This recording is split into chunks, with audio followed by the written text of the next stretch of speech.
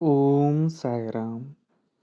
ಈ ದಿನ ಸಾಯಿಬಾಬಾರವರು ಹೇಳಲು ಹೊರಟಿರುವುದು ಮನಸ್ಸಿಗೆ ಆಗುವ ಬೇಜಾರು, ನೋವುಗಳನ್ನು ಹೇಗೆ ಸರಿಪಡಿಸಿಕೊಳ್ಳಬಹುದು ಎಂದು.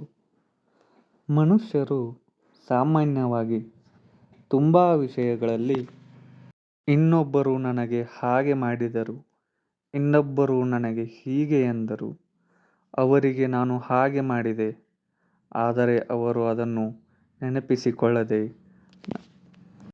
ನನಗೆ ಮೋಸ ಮಾಡಿಬಿಟ್ಟರು, ಅನ್ಯಾಯ ಮಾಡಿದರು, ನೋವು ನೀಡಿದರು ಎಂದು ಚಿಂತೆಗೆ ಒಳಗಾಗುತ್ತಾರೆ. ಆದರೆ ನಾನು ಭಕ್ತರಿಗೆ ಹೇಳುವುದು ಏನೆಂದರೆ, ನಮ್ಮ ಖುಷಿ ಅಥವಾ ನಮ್ಮ ದುಃಖ ಬೇರೆ ಯಾರ ಮೇಲೂ ಅವಲಂಬನೆವಾಗಿರುವುದಿಲ್ಲ. ನಮ್ಮ ಖುಷಿ ಅಥವಾ ದುಃಖಕ್ಕೆ ಮೂಲ ಕಾರಣ ನಮ್ಮ ಮನಸ್ಸೇ ಆಗಿರುತ್ತದೆ.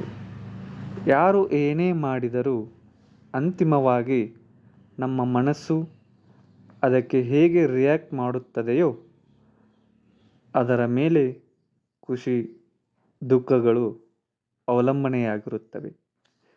ಇರುವುದೊಂದೇ ಜೀವನ.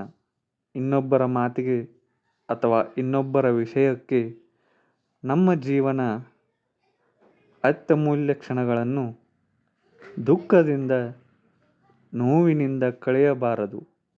ಯಾರು ಏನೇ ನೋವಾಗುವ ಹಾಗೆ ನಡೆದುಕೊಂಡರೂ ಅದರ ಬಗ್ಗೆ ಚಿಂತಿಸಬಾರದು. ನಮ್ಮ ನೋವು, ಬೇಜಾರು, ದುಃಖಗಳನ್ನು ನಮ್ಮ ಮನಸ್ಸಿನ ಕಂಟ್ರೋಲ್ ಅಲ್ಲಿ ಇಟ್ಟುಕೊಳ್ಳಬೇಕು.